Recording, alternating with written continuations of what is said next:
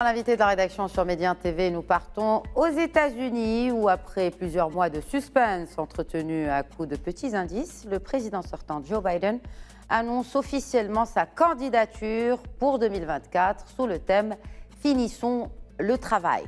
Dans 18 mois donc, date de l'élection présidentielle, le président en fonction, Joe Biden, soufflera sa 86e bougie. Mais cela ne semble pas poser problème dans son propre camp des démocrates. Et si les sondages se confirment, eh bien un remake du duel Biden-Trump se profile déjà. Nous en parlons aujourd'hui avec l'analyste politique Calvin Dark. Bonjour Calvin et merci de vous joindre à nous depuis Washington. Bonjour. Alors cette date d'abord, cette date choisie pour l'annonce de la candidature de Joe Biden pour sa propre réélection donc, en 2024 n'est pas le fruit du hasard. Pourquoi? Oui, aujourd'hui, c'est le 4e anniversaire de l'annonce officielle de sa campagne pour 2020. Alors, il a choisi aujourd'hui cette date parce qu'il a le même thème. Il a dit qu'il essaie de sauver l'âme de la nation et c'est toujours son projet pour un deuxième mandat s'il gagne. Alors, déjà, son projet de deuxième mandat, ce n'était pas réellement une surprise, hein, Calvin? On s'y attendait un peu dans la sphère politique, aux États-Unis, mais aussi des observateurs internationaux, tabler sur une candidature du président Biden. Mais la question que je me pose, pourquoi cette candidature est une évidence déjà dans son propre camp, pour les démocrates? Oui, je crois qu'un moment très fort, le moment décisif pour la décision de Biden, c'était les élections de mi-mandat 2022, parce que les démocrates ont beaucoup réussi et c'était pas prévu ce qu'ils ont fait sous le leadership de Biden. Alors, je crois que c'était à ce moment qu'il a dit que bon, je peux réussir, je peux faire un deuxième mandat. Et chez les démocrates, il y avait un défi parce que selon la tradition, ils allaient soutenir le président de leur parti, le Parti démocrate. Mais si, par exemple, Biden n'allait pas se présenter, il fallait le temps pour vraiment identifier et soutenir notre candidat parmi les leaders démocrates. Alors maintenant que Biden a fait l'annonce officielle, il y a un focus unique pour le Parti démocrate. Ça, c'est pas les primaires. Il n'y a pas des candidats sérieux dans les primaires pour les démocrates. Leur focus unique va être l'élection générale de novembre 2024 et le candidat du Parti républicain qui est, j'imagine que ça va être Trump ou quel candidat qui est formé dans l'image de l'ex-président Trump. Oui, qu'on voit à l'image. Nous allons revenir pour le cas des Républicains, mais restons chez les démocrates. Est-ce que vous pensez qu'il pourrait y avoir de potentiels adversaires à cette candidature ou à Joe Biden au sein même de son camp? Non, il y a deux candidats maintenant, le Marianne Williamson et le fils de Robert F. Kennedy, Robert Kennedy Jr., il s'appelle. Mais ils ne sont pas des candidats sérieux. Ils n'ont pas des ambitions politiques très sérieuses. En fait, avec Marianne Williamson, on dit qu'elle se présente pour vendre son livre. Alors, il n'y a pas des candidats démocrates sérieux dans un primaire pour Biden. Et même les démocrates qui veulent pas qu'il se présente à cause de son âge, chez les démocrates progressistes, ils disent qu'il n'a pas très bien fait pour leurs priorités, les priorités des politiques progressistes. Mais je crois que tous les démocrates, ils vont ensemble soutenir Joe Biden. Mais je crois que dans les jours et semaines qui viennent, il y a des démocrates progressistes influents qui vont parler de son âge. Ils vont parler du fait que le Biden candidat en 2020, il était très démocrate, très de gauche, mais comme président, il est très modéré au centre. Mais pourtant, Biden... Oui, mais effectivement, dans sa campagne pour les élections de mi-mandat, il y a ce sujet du droit à l'avortement. C'est-à-dire que ce sont des sujets aussi qui plaisent à cette partie de l'électorat démocrate, à savoir donc vraiment l'extrême gauche, qui fait que il essaie quand même de séduire cette partie-là des démocrates, Calvin Dock. Mais est-ce qu'il réussit vraiment? Oui, je dis qu'il a fait du progrès avec ses projets de loi et ses réussites, mais ce n'est pas 100% ce qu'ils veulent. Et bien, ça, c'est la politique. On gagne tout ce qu'on veut, mais par exemple, les démocrates progressistes, ils disent qu'il n'a pas fait beaucoup pour l'environnement. Sur le plan pour le climate change qu'il a proposé, c'est très modéré. C'est pas le Green New Deal, comme on dit, les démocrates progressistes. Et aussi, il y a aussi des questions de budget, des programmes sociaux, oui. qu'il a choisi quelques-uns, mais pas vraiment l'agenda qu'il a promis pendant sa campagne. Mais je crois que ces démocrates progressistes, ils vont se plaindre un peu, je dis maximum un mois, mais après ça, ils vont soutenir le candidat et se concentrer sur le Parti républicain et leur nominé, qui je pense que va être l'ancien président Trump. Alors, il y a la bataille qui va se jouer, bien sûr, sur le flanc économique. Et vous avez parlé tout à l'heure des prouesses de ce président, en l'occurrence, qui veut des emplois ou ramener des emplois manufacturiers aux États-Unis. Je cite bien sûr les propos du président Biden, reconstruire la classe moyenne américaine.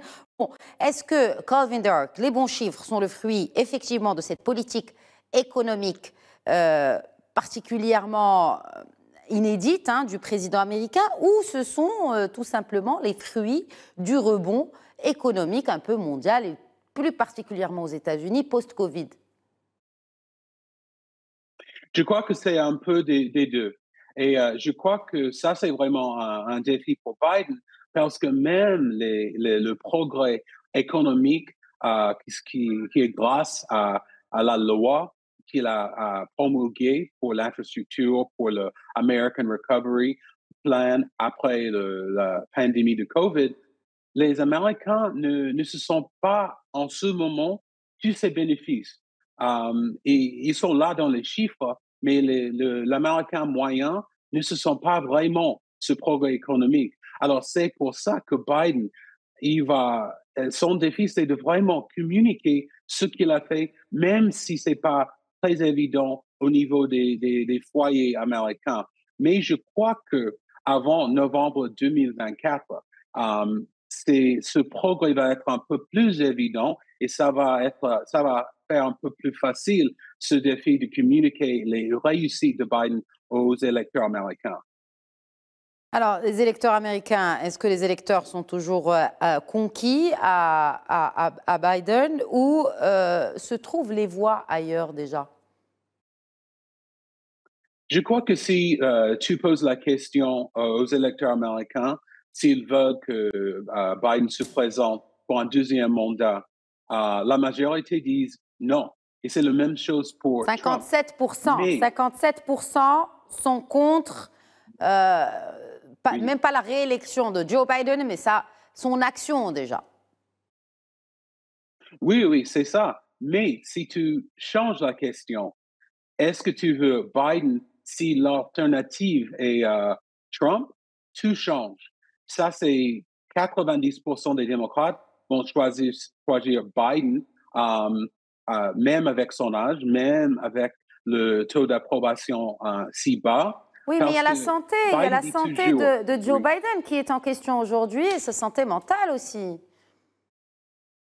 Oui, en fait, ça c'est vraiment un souci chez les démocrates, mais ils ont peur que l'autre possibilité de Trump, un deuxième mandat dans la Maison-Blanche, c'est pire que les soucis de la santé, vraiment la capacité de Biden de à la fois faire la campagne et être président. Ça, c'est dur pour quelqu'un la moitié de son âge. Alors, il y a bien des soucis, mais c'est un plus grand souci que Trump ait la possibilité d'être président encore une fois.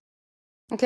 Alors, vous avez parlé, n'est-ce pas, de cette réélection. Est-ce que vous pensez qu'il a toutes ses chances, en sachant que c'est un peu une tradition aux États-Unis, quand les présidents se représentent, généralement, ils sont réélus. Est-ce que c'est le cas pour Joe Biden, selon vous, dans le sens où, effectivement, il y a ces questionnements sur sa santé, sur son âge, mais aussi sur son action. On parle de l'action au sein des États-Unis, mais il y a aussi l'action étrangère. Et je fais référence là au soutien à la guerre en Ukraine, etc. etc. Donc, est-ce que vous pensez que, malgré tout cela, il a ses chances pour briguer et pour être réélu, ce président américain, Joe Biden? Oui, oui, parce que tu sais, par exemple, l'économie, c'est toujours la priorité pour les électeurs américains. Même s'il y a des réussites et des défis au niveau international, ça, c'est pas vraiment une priorité pour les électeurs américains. Et même pour les électeurs qui n'aiment pas exactement le bilan de Biden pendant son premier mandat, comme je dis, Biden, il dit toujours qu'il ne faut pas me comparer à la Dieu Tout-Puissant, mais à l'alternative, c'est-à-dire Trump. Et même si Trump n'est pas le nominé du Parti républicain, c'est sûr qu'ils vont choisir quelqu'un avec la même politique de Trump. Alors, ça change tout. Même les démocrates progressistes, même en fait les républicains qui sont modérés, ils vont dire je n'aime pas exactement ce qu'il propose Biden. Le taux de probation parmi les modérés, c'est si bas pour Biden, mais c'est encore pire pour Trump. Ils vont donner leur soutien à Biden à cause de ça. Mais est-ce que vous pensez aussi que, effectivement, cette image du président pouvait ou pourrait être encornée par ces couacs répétitifs du président, et c'est l'image même de la grandeur des États-Unis qui est entachée à cause des agissements de son président? Oui, oui, oui. Et ça va être une partie, un focus pour les républicains pour attaquer Biden. Et ça, c'est vraiment un souci. C'est pas seulement ici aux États-Unis, mais l'image de notre pays au monde. Je crois que Biden peut soulager un peu ses soucis s'il parle directement, s'il adresse directement la question de son âge. Jusqu'à ce point, chaque fois que quelqu'un a posé la question si son âge est un obstacle, il dit regardez mon bilan de progrès et tu vas voir que mon âge n'est pas un obstacle. Mais il faut qu'il parle vraiment de les soucis sur ses capacités, pour avoir le meilleur leader de notre pays. C'est vraiment quelqu'un qui va avoir 86 ans à la fin d'un deuxième mandat. Je crois que s'il peut adresser directement et clairement cette question, ça va soulager un peu les soucis, mais pas à 100%. Alors, il y a Donald Trump qui a annoncé sa candidature pour donc ces présidentielles de 2024. Qui sont les candidats déclarés chez les Républicains jusqu'ici? Et il y en a un en particulier, c'est Ron DeSantis de Floride, dont on attend toujours l'officialisation de la candidature. Oui, c'est clair chez les républicains parce que, à part de Trump, on a l'ambassadrice Nikki Haley, on a Asa Hutchinson, l'ancien gouverneur de l'État de Arkansas. On a Tim Scott, le sénateur noir républicain de South Carolina. Il a dit qu'il est en train de prendre sa décision. Aussi, le vice-président, l'ancien vice-président Mike Pence, c'est le même cas. Il dit qu'il est en train de prendre sa décision. Mais si tu regardes les sondages, ils ont 1, 2, 4, 5% des voix chez les républicains. C'est vraiment une bataille entre Trump et Ron DeSantis, qui n'est pas candidat officiel en ce moment. Alors, je crois que maintenant, parce que Ron DeSantis, bien qu'il est très populaire dans l'État de Floride, il n'a pas cette réputation si forte au niveau national. Et comme tu as vu, à Mais il est jeune. Il est jeune. Il pourrait faire le poids face à Biden parce qu'il le bat justement sur cette question de l'âge. Oui, et ce qu'on dit à Washington chez les républicains, ils pensent que son opportunité, meilleure opportunité, ça fait en 2028. Il aura moins de 50 ans parce que il est en train d'attirer l'approbation des partisans de Trump sans tous les problèmes, tout le chaos, OK? Mais ça ne marche pas en ce moment. Chaque fois qu'il y a un scandale chez Trump, il gagne un peu plus de soutien. Ses partisans donnent un peu plus de l'argent. Alors, je crois que le seul candidat contre Trump sérieux, c'est Ron DeSantis. Et maintenant, les républicains, ils sont un peu plus forts avec Ron DeSantis en comparaison de novembre de l'année dernière. Vous avez parlé de scandale justement de l'ancien président des États-Unis, Donald Trump. Pour la troisième fois, Calvin, en moins d'un mois, l'ancien président fait l'objet de poursuites devant un tribunal new-yorkais. Est-ce que ce ne serait pas une sorte d'acharnement? Surtout que cette dernière plainte, elle remonte à des soupçons d'agression sexuelle remontant aux années 1990. Donc, est-ce que ce ne serait pas un acharnement contre Donald Trump? Non, je crois que la règle pour Donald Trump, c'est que si Donald Trump est un cadeau, OK, les gens qui acceptent ce cadeau, ils acceptent tout de ce cadeau, sa personnalité, son bilan comme président, ses mots contre les femmes, ses actions contre les femmes, les choses qu'il a essayé de faire pour changer les résultats de l'élection de 2020. Tout ça, c'est dans le cadeau. Alors, si tous les partisans de Trump, ils acceptent qu'il a ces problèmes légaux, et c'est pas un problème pour eux. Et le truc, c'est que chaque fois qu'il y a un autre scandale, parmi ses partisans, ça inspire un peu plus de soutien parce que dit c'est une chasse aux sorcières. OK? Alors, le problème au niveau de l'élection générale, Trump, il motive beaucoup le soutien parmi ses partisans, mais il n'ajoute pas des autres électeurs américains. Alors, ça veut dire que 35-40%, ils vont voter pour Trump. Même Trump a dit qu'il tire sur quelqu'un sur Fifth Avenue à New York, ses partisans vont toujours voter pour lui, et je crois que ça, c'est vrai. Mais le problème, il faut avoir plus de 40% pour gagner, et avec tous ces problèmes, il ne gagne plus des électeurs. Alors, c'est pour ça il va être le nominé pour le Parti républicain, mais il ne tire pas l'approbation des modérés et des démocrates et des indépendants. Et il joue aussi sur un point très important et qui crée la polémique, ce sont des sujets purement sociétaux et sociaux. Est-ce que vous ne pensez pas que grâce ou à cause justement de cette polémique, notamment du wokisme aux États-Unis, eh bien ça risque de faire gagner des points de l'autre côté, même du côté de la gauche, de démocrates, vers Donald Trump qui est contre justement ces pratiques-là? Oui, et c'est vraiment le cas pour les républicains au centre qui soutiennent un peu les politiques de Trump, mais ils n'acceptent pas ses attaques, son racisme, son attaque contre le wokisme.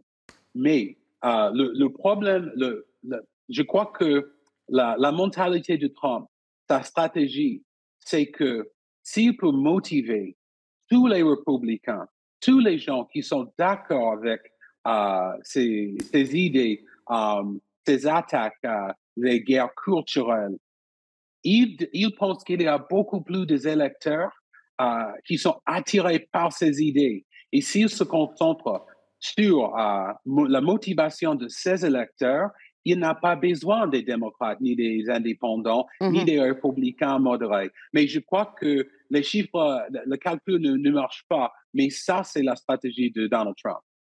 Dernière question, Calvin Dark, dans cet agenda, dans ce calendrier à 18 mois des élections présidentielles aux États-Unis, quelle est la prochaine étape à scruter et à surveiller?